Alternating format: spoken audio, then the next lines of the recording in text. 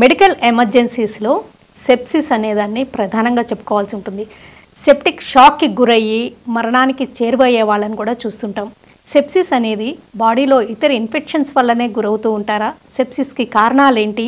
లక్షణాలు ఎలా ఉంటాయి? సెప్టిసిమియా అంటుంటారు, అదంటే ఏంటి? ఏమైనా వ్యాక్సిన్స్ ఉన్నాయా? మరి దీని ట్రీట్మెంట్లో ఏఐ ఆర్టిఫిషియల్ ఇంటెలిజెన్స్ ఎంతవరకు ఉపయోగకరంగా ఉంటుంది?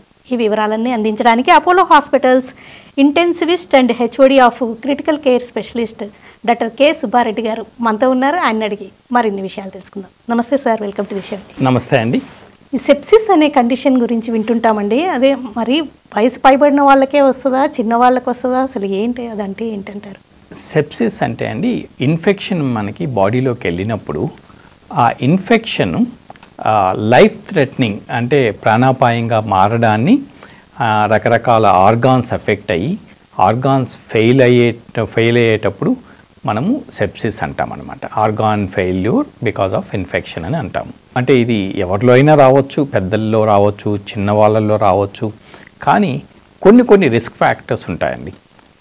ఎల్డర్లీ ఏజ్ గ్రూప్ పీపుల్, పెద్దవాళ్ళు, వయసు పైబడిన వాళ్ళల్లో, లేకపోతే మరీ చిన్నపిల్లల్లో, తర్వాత ఇమ్యూనిటీ తక్కువైన వాళ్ళల్లో కొన్ని కారణాల వల్ల ఇమ్యూనిటీ తగ్గటము, లైక్ అంటే ట్రాన్స్ప్లాంటేషన్ తర్వాత వాళ్ళు ఇమ్యూనోసప్రెసెంట్స్ అలాంటివి తీసుకునేటప్పుడు, తర్వాత కొంతమంది స్టిరాయిడ్స్ తీసుకునేటప్పుడు, కొంతమందికి డయాబెటీస్ కంట్రోల్ లేనప్పుడు, ఇలాంటి రిస్క్ ఫ్యాక్టర్స్ ఉండే వాళ్ళల్లో వాళ్ళకి ఆ ఇన్ఫెక్షన్స్ వచ్చినప్పుడు ఆ ఇన్ఫెక్షన్స్ ప్రాణాపాయంగా మారి మిగతా ఆర్గాన్స్ని కూడా ఈ బ్యాక్టీరియా బ్లడ్లోకి వెళ్ళి మిగతా ఆర్గాన్స్ అన్నిటిని ఎఫెక్ట్ చేసినప్పుడు మనము దాన్ని సెప్సిస్ అంటామండి.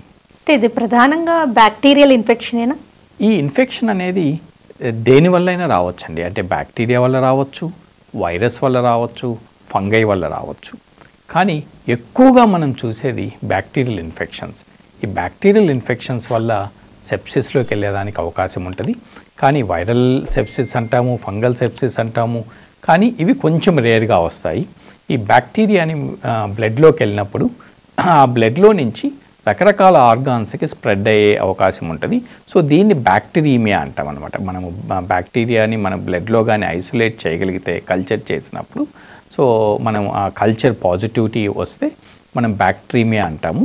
దీనివల్ల ఈ బ్లడ్లో నుంచి ఏ ఆర్గాన్కైనా స్ప్రెడ్ అయ్యి ఆ ఆర్గాన్ ఫెయిల్యూర్ కాజ్ చేసేదానికి అవకాశం ఉంటుంది. లైక్ కిడ్నీ ఫెయిల్యూర్ కానీ, బ్రెయిన్ ఎఫెక్ట్ కావడం కానీ, హార్ట్ ఎఫెక్ట్ అయ్యి బీపీ పడిపోవడం కానీ, లేకపోతే లంగ్స్కి వెళ్ళినప్పుడు ఊపిరి తీసుకోవడం కష్టం కావటము, ఆక్సిజన్ లెవెల్స్ తగ్గటము. సో ఇలా రకరకాల ఆర్గాన్స్ ఎఫెక్ట్ అయ్యేదానికి అవకాశం ఉంటుందండి. బాడీలో అనేక రకాల ఇన్ఫెక్షన్స్కి గురవుతూ ఉంటాం. కామన్ ఫ్లూ దగ్గర నుంచి యూటీఐస్ దాకా ఎన్నో రకాల viral and bacterial and fungal infections కూడా, క్యాండిడియాస్, ఇలాంటివన్నీ కూడా సెప్సిస్కి దారితీసే రిస్క్ ఉంటుందంటారా? ఇలాంటివన్నీ అన్ని ఇన్ఫెక్షన్స్ సెప్సిస్కి దారితీయవు. సెప్సిస్ ఎప్పుడు రావచ్చు అంటే, ఒకటి రోగిలో ఉండేటువంటి కొన్ని కోమార్బిడిటీస్ వల్ల కావచ్చు, లేకపోతే ఆ బ్యాక్టీరియా ఆర్ వైరస్ ఆ విరులెన్స్ వల్ల కావచ్చు, ఆ స్ట్రెయిన్ వల్ల కావచ్చు.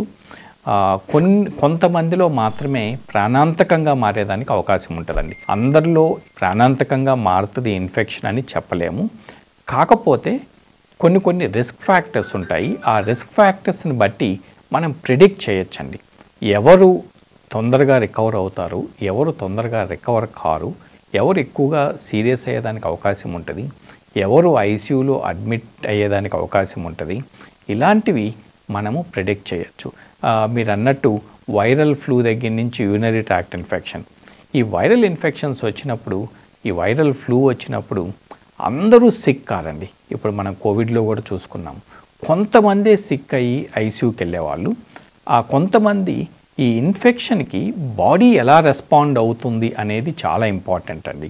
మన బాడీలో ఇమ్యూన్ సిస్టమ్ కొంతమందిలో చాలా హైపర్గా రియాక్ట్ అవుతుంది. అలాంటప్పుడు చాలా ఇన్ఫ్లమేటరీ మీడియేటర్స్, సైటోకైన్స్ ప్రొడ్యూస్ అయినప్పుడు అవి ఆర్గాన్ డ్యామేజ్ని కాజ్ చేస్తాయన్నమాట. సెప్సిస్కి గురవుతున్నట్టుగా ఎలాంటి సిమ్టమ్స్తో గుర్తించగలరు?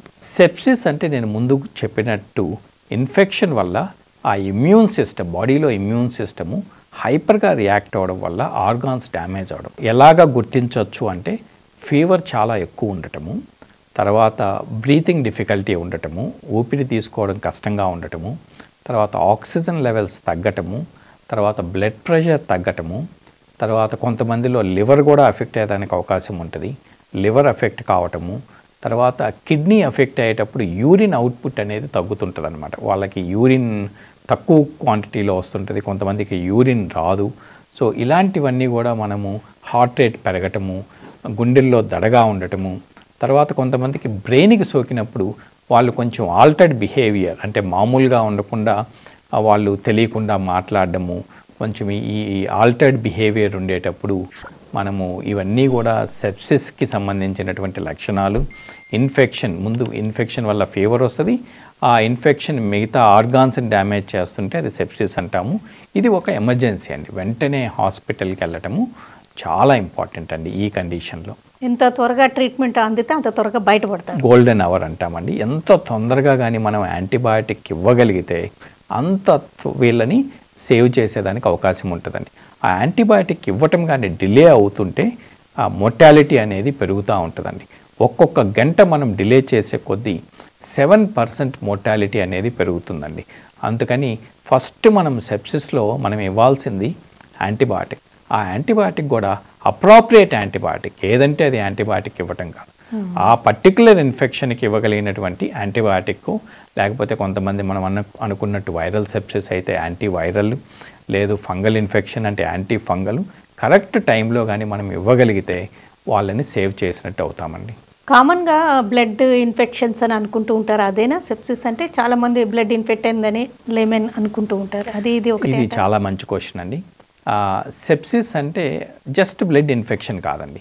బ్లడ్ ఇన్ఫెక్షన్ వల్ల క్రిటికల్గా అవ్వటము, అంటే వాళ్ళ బీపీ పడిపోవటము, లేకపోతే వాళ్ళు ఆక్సిజన్ లెవెల్స్ పడిపోవటము, దీన్ని మనము సెప్సిస్ అంటామన్నమాట. యూరిన్ తగ్గిపోవటము, యూరిన్ అవుట్పుట్ తగ్గటము. ఫస్ట్ వీళ్ళల్లో మనకి ఒక్క యాంటీబయాటిక్సే కాకుండా వీళ్ళని ఫస్ట్ మనం రిసస్టేట్ చేయాలి. అంటే బాగా అడిక్వేట్ ఐవీ ఫ్లూయిడ్స్ మనం ఐవీ క్యాన్లా పెట్టి బాగా ఐవీ ఫ్లూయిడ్స్ ఇచ్చి వాళ్ళని హైడ్రేట్ చేసి బ్లడ్ ప్రెషర్ మెయింటైన్ అయ్యేటట్టు చూడడము, ఆక్సిజన్ లెవెల్స్ తక్కువ ఉంటే ఒకవేళ ఆక్సిజన్ సప్లిమెంట్ చేయటము, తర్వాత యాంటీబయాటిక్స్ ఇవ్వటము. సో ఫ్లూయిడ్స్ ఇచ్చిన తర్వాత కూడా మనకి బ్లడ్ ప్రెషర్ కానీ పెరగకపోతే ఆ బ్లడ్ ప్రెషర్ పెంచేటువంటి మెడిసిన్ ఇచ్చి మనము బ్లడ్ ప్రెషర్ని మనం స్టెబిలైజ్ చేసుకొని తర్వాత ఎమర్జెన్సీ నుంచి ఐసీయూకి షిఫ్ట్ చేయాల్సినటువంటి అవసరం ఉంటుందండి. ఓకే, అంటే మోస్ట్లీ వీళ్ళని ఐసీయూ కానీ ఎమర్జెన్సీ యూనిట్లో కానీ ఎమర్జెన్సీలో మనము స్టెబిలైజ్ చేస్తే వాళ్ళు స్టేబుల్ అయితే మనం రూమ్కి షిఫ్ట్ చేయొచ్చు. లేదు ఇంకా కూడా బీపీ తక్కువగానే ఉంది, యూరిన్ తక్కువ వస్తుంది, క్రియాటినిన్ లెవెల్స్ పెరిగినాయి, లివర్ ఎఫెక్ట్ అయింది, మల్టీ ఆర్గాన్ డిస్ఫంక్షన్ అంటామండి. ఈ ఇన్ఫెక్షన్ మిగిలిన ఆర్గాన్స్కి వెళ్ళినప్పుడు మనము ఐసీయూలో పెట్టి చాలా క్లోజ్గా మానిటర్ చేస్తూ వీళ్ళు మనం ఇచ్చేటువంటి థెరపీ ట్రీట్మెంట్కి ఇంప్రూవ్మెంట్ ఉందా, రెస్పాండ్ అవుతున్నారా లేదా చూసుకుంటూ, రెస్పాండ్ కాకపోతే ఇంకొకటి డయాగ్నోస్టిక్ స్టీవర్డ్షిప్ అంటాం. అంటే ఆ ఇన్ఫెక్షన్ కనుక్కోవడానికి ఏ టెస్టులు చేయాలి, ఎలాంటి కల్చర్స్ చేయాలి. ఇప్పుడు మనకి కల్చర్ అనేది రావడానికి 48 అవర్స్ పడుతుంది. ఈ 48 అవర్స్ వరకు మనం అప్రాప్రియేట్ యాంటీబయాటిక్ ఇవ్వకుండా వెయిట్ చేయగలమా అంటే ఇప్పుడున్నటువంటి మనకి టెక్నాలజీలో మనకి పీసీఆర్ బేస్డ్ టెక్నిక్స్ వచ్చినాయండి. దాంతో మనం ఈ డయాగ్నోసిస్ అనేది చాలా అడ్వాన్స్డ్గా వితిన్ ఫ్యూ అవర్స్ మనకి ఆ బ్యాక్టీరియా ఏంటి, ఆ బ్యాక్టీరియా రెసిస్టెన్స్ ప్యాటర్న్ ఎలా ఉంది, ఎలాంటి యాంటీబయాటిక్ ఇవ్వాలి అనేది వితిన్ ఫ్యూ అవర్స్ మనకి ఆ డయాగ్నోసిస్ రావటం వల్ల, ఆ కరెక్ట్ యాంటీబయాటిక్ ఇవ్వటం వల్ల మనం చాలామందిని సేవ్ చేయగలుగుతున్నాము. మనం అనుకున్నట్టు ఒకటి ఫ్లూయిడ్స్ ఇవ్వటము, ఇంకొకటి యాంటీబయాటిక్కే కాకుండా సోర్స్ కంట్రోల్ అంటామన్నమాట. ఇప్పుడు ఎక్కడైతే ఆ సెప్సిస్ సోర్స్ ఉందో, కొంతమందికి యాప్సిస్ ఉంటుంది, కొంతమందికి పస్ ఉంటుంది, కొంతమందికి లంగ్స్ బయట పస్ ఉండొచ్చు, కొంతమందికి జాయింట్స్లో ఉండొచ్చు, కొంతమందికి స్కిన్ కింద అట్లా యాప్సిస్ లాగా ఫామ్ అవ్వచ్చు. ఇది మనం ఐడెంటిఫై చేసి ఆ పస్సును కూడా తీసేయాలి, ఇన్ఫెక్టెడ్ టిష్యూని తీసేయాలన్నమాట. దాన్ని సోర్స్ కంట్రోల్ అంటాం. కొంతమందికి డయాబెటిక్ ఫుట్ ఉంటుంది, అది ఇన్ఫెక్ట్ అవుతుంది, దాన్ని మనము వెంటనే డ్రెస్సింగ్ చేయటము, డిబ్రైడ్మెంట్ చేయడం ద్వారా ఈ సెప్సిస్ అనేది మనం కంట్రోల్ చేయొచ్చండి.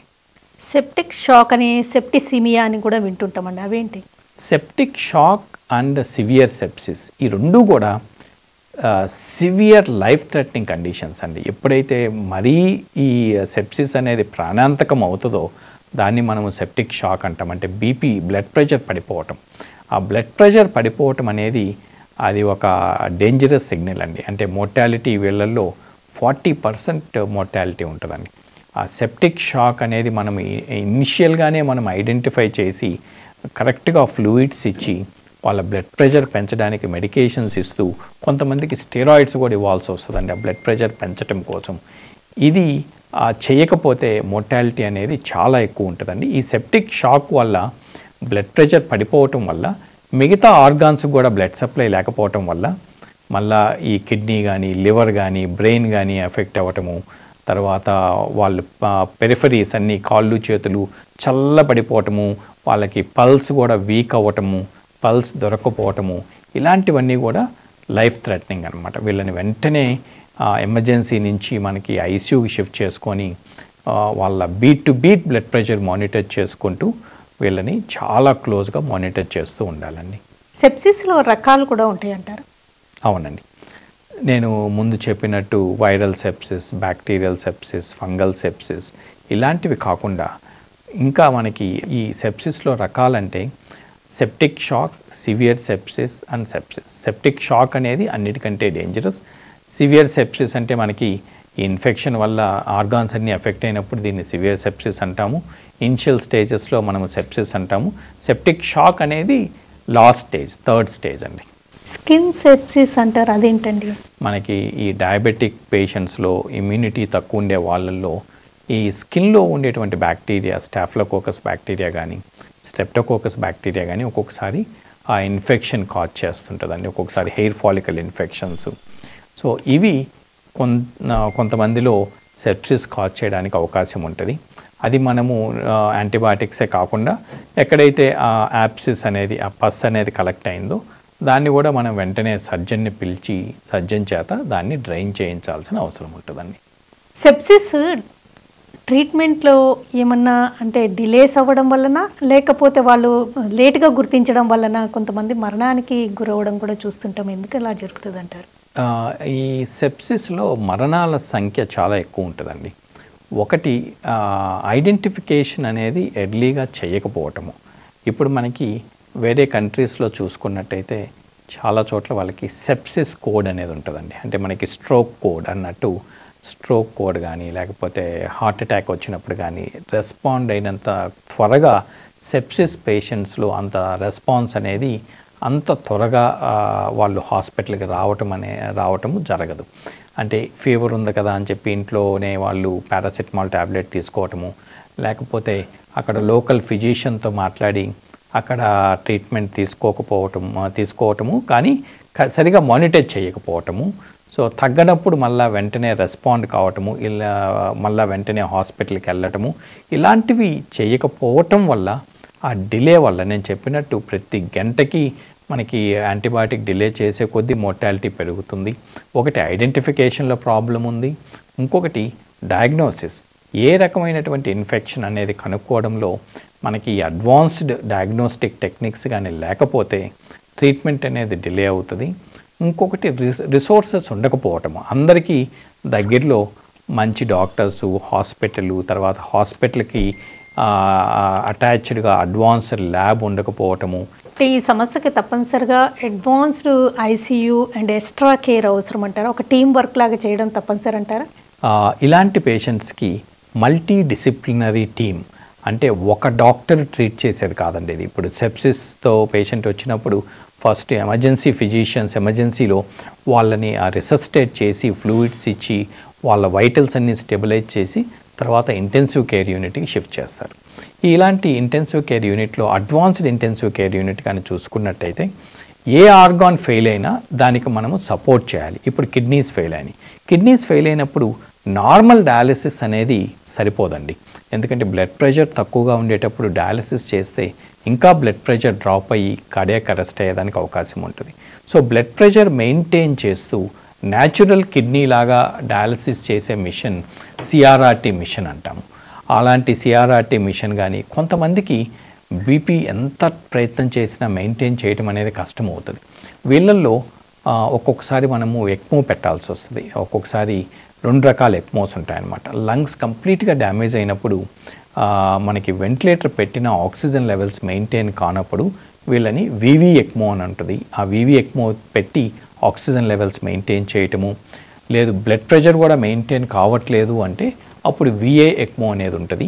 ఆ విఏ ఎక్మోని పెట్టి వీళ్ళని సపోర్ట్ చేయటము, తర్వాత లివర్ని సపోర్ట్ చేయటము, బ్లడ్ ప్రెషర్ని సపోర్ట్ చేయటము, తర్వాత ఈ బ్రెయిన్ ఎలా ఉంది అనేది మానిటర్ చేసుకోవటము, ఒక్కొక్కసారి వీళ్ళకి ఆ బ్రెయిన్ వాటర్ తీసి టెస్టింగ్కి పంపడము, ఇలాంటివన్నీ కూడా చాలా త్వరితగతిన మనకి ఇంటెన్సివ్ కేర్ యూనిట్లో ఇలాంటివి ట్రీట్మెంట్స్ చేయటం వల్ల వీళ్ళ అవుట్కమ్స్ అనేవి బెటర్ ఉంటుంది. ఇవన్నీ కాకుండా వీళ్ళకి హాస్పిటల్ అక్వైర్డ్ ఇన్ఫెక్షన్స్ రాకుండా మళ్ళా ఆల్రెడీ ఒక ఇన్ఫెక్షన్ తోటి మల్టీ ఆర్గాన్ ఫెయిల్యూర్ తోటి మన దగ్గరికి వచ్చినప్పుడు వీళ్ళకి ఇమ్యూనిటీ తక్కువ ఉండటం వల్ల వేరే మల్టీ డ్రగ్ రెసిస్టెంట్ ఆర్గానిజమ్స్ హాస్పిటల్లో రాకుండా చాలా క్లోజ్గా ఒక రూమ్లో పెట్టి రూమ్ బేస్డ్ ఐసీయూ అంటాం అనమాట. నార్మల్ జనరల్ ఐసీయూ కాకుండా రూమ్ బేస్డ్ ఐసీయూలో పెట్టి వీళ్ళని కానీ మనం మేనేజ్ చేసినట్టయితే, ఈ ఆర్గాన్స్ అన్నీ సపోర్ట్ చేసినట్టయితే మనము మోర్టాలిటీ అనేది చాలా సిగ్నిఫికెంట్గా తగ్గించేదానికి ప్రయత్నం చేయొచ్చండి.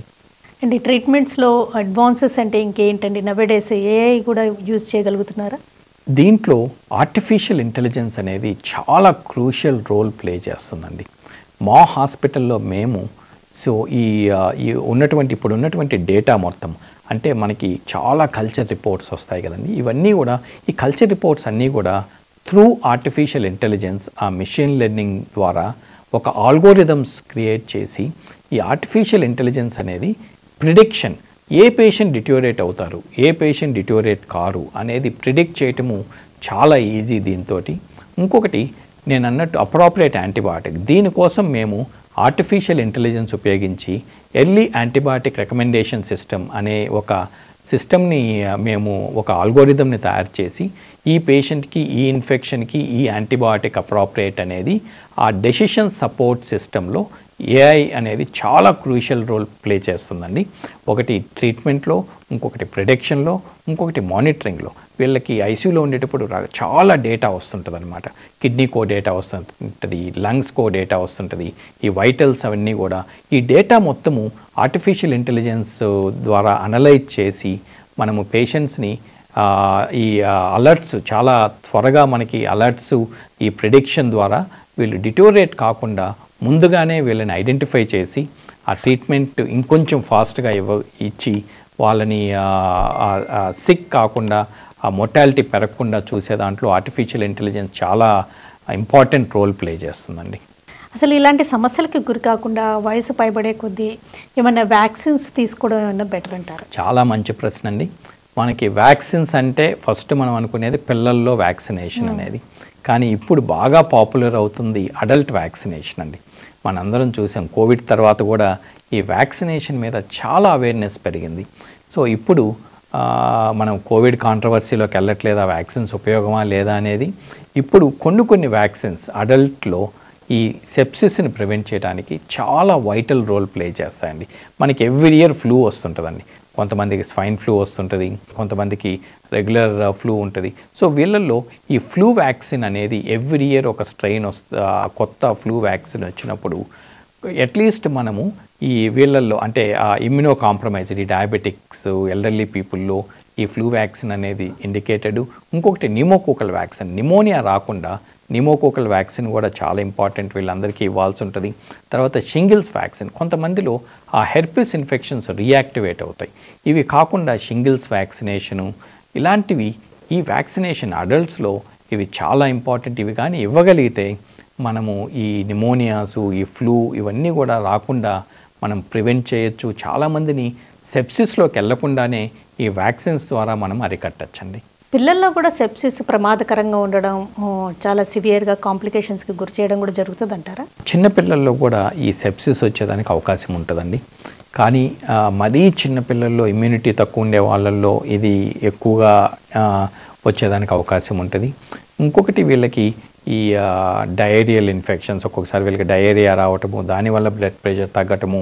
సో వాళ్ళల్లో ఉండేటువంటి బ్యాక్టీరియా, వాళ్ళల్లో ఉండేటువంటి ఇన్ఫెక్షన్స్ కొంచెం డిఫరెంట్గా ఉంటాయి. సో వీళ్ళు వెంటనే పిడియాట్రిషియన్ని సంప్రదించడము, తర్వాత అవసరమైనప్పుడు సెప్సిస్లోకి వెళ్తున్నట్టయితే ఎర్లీగా ఐడెంటిఫై చేసి ఈ పీడియాట్రిక్ ఎమర్జెన్సీస్కి వెళ్ళటము, ఇంటెన్సివ్ కేర్ యూనిట్లో, పీడియాట్రిక్ ఇంటెన్సివ్ కేర్ యూనిట్లో పెట్టి ట్రీట్ చేసినట్టయితే వీళ్ళల్లో అవుట్కమ్ అనేది బెటర్గా ఉంటుంది, రికవర్ అయ్యేదానికి తొందరగా రికవర్ అయ్యేదానికి అవకాశం ఉంటుందండి. ఈ రోజుల్లో యాంటీబయాటిక్స్కి రెసిస్టెన్స్ ఎక్కువగా చూస్తున్నామండి. సెప్సిస్ లాంటి కండిషన్స్లో యాంటీబయాటిక్స్కి బాగానే రెస్పాండ్ అవుతుంటారా? యాంటీబయాటిక్ రెసిస్టెన్స్ అనేది గ్లోబల్గా ఉన్నటువంటి ప్రాబ్లం అండి. ఇప్పుడు మన కంట్రీలో చూసుకున్నట్టయితే ఈ గ్రామ్ నెగిటివ్ ఆర్గానిజమ్స్లో చాలా డ్రగ్ రెసిస్టెన్స్ ఉంది. ఎందువల్లంటే ఈ ఓవర్ ది కౌంటర్ యాంటీబయాటిక్స్ దొరకటం వల్ల కొంతమంది ఫీవర్ రాగానే యాంటీబయాటిక్స్ తీసుకుంటారు, ఫిజిషియన్ని కన్సల్ట్ చేయకుండా. వైరల్ ఇన్ఫెక్షన్ కూడా మనం యాంటీబయాటిక్స్ తీసుకుంటాం. దీనివల్ల కమ్యూనిటీలోనే మనకి డ్రగ్ రెసిస్టెన్స్ అనేది చాలా ఎక్కువ ఉంది. ఇప్పుడు మనం యూరినరీ ట్రాక్ట్ ఇన్ఫెక్షన్స్ చూసుకున్నట్టయితే 30 to 40% urinary tract infections normal simple యాంటీబయాటిక్స్కి రెస్పాండ్ కావట్లేదండి. ఐవీ యాంటీబయాటిక్స్ ఇవ్వాల్సి వస్తుంది. మళ్ళీ హాస్పిటల్లో కూడా ఇన్ఫెక్షన్స్ వచ్చినప్పుడు ఇవన్నీ కూడా మల్టీడ్రగ్ రెసిస్టెంట్ ఇన్ఫెక్షన్స్ వస్తున్నాయి. వీళ్ళకి రెగ్యులర్ యాంటీబయాటిక్స్ పనిచేయట్లేదు. చాలా broad spectrum high end antibiotics ఇవ్వటం వల్ల వీటి వల్ల మళ్ళీ ఆర్గాన్స్ డ్యామేజ్ అవ్వటము, ఈ యాంటీబయాటిక్స్కి ఉండే సైడ్ ఎఫెక్ట్స్ వల్ల ఆర్గాన్స్ దెబ్బతిండము, సెప్సిస్ వల్ల ఆర్గాన్స్ దెబ్బతిండము, ఈ యాంటీబయాటిక్స్ వల్ల కూడా ఆర్గాన్స్ దెబ్బతిండము. దీనివల్ల ఇది ఒక పెద్ద ప్రాబ్లంగా మారి, అందుకే నేను చెప్పినట్టు ఈ అడ్వాన్స్డ్ ఇంటెన్సివ్ కేర్ యూనిట్లో పెట్టినప్పుడు, మనము రూమ్ బేస్డ్ ఐసీయూలో పెట్టినప్పుడు ఈ క్రాస్ ఇన్ఫెక్షన్స్ని మనం అవాయిడ్ చేయగలుగుతామని. ఓకేనండి. డాక్టర్ సుబ్బారెడ్డి గారు, సెప్సిస్ అంటే ఏంటి, సెప్సిస్ని ఎంత త్వరగా గుర్తిస్తే అంత మంచిదంటూ నిర్ధారించే పరీక్షల్లో వచ్చిన ఆధునికతలు అండ్ సెప్సిస్ ట్రీట్మెంట్లో ఏ యొక్క ప్రాధాన్యత అండ్ దీనికి మల్టీ డిసిప్లినరీగా ట్రీట్మెంట్ ఇవ్వడం వల్ల ఎలా తేలిగ్గా కోలుకోగలరు, ఇలాంటి కండిషన్స్లో మంచి హాస్పిటల్, మంచి టీమ్ ఎక్స్పర్టీస్ ఉన్న సెంటర్ చూసుకోవడం ఎంత ఇంపార్టెంట్ అంటూ తెలియజేస్తూ, సెప్సిస్కి ఎలాంటి అవేర్నెస్ ఉండాలి అండ్ వ్యాక్సిన్స్ యొక్క ప్రాధాన్యత గురించి కూడా వివరాలు తెలియజేసినందుకు థ్యాంక్స్ అలాట్ అండి. థ్యాంక్ యూ అండి.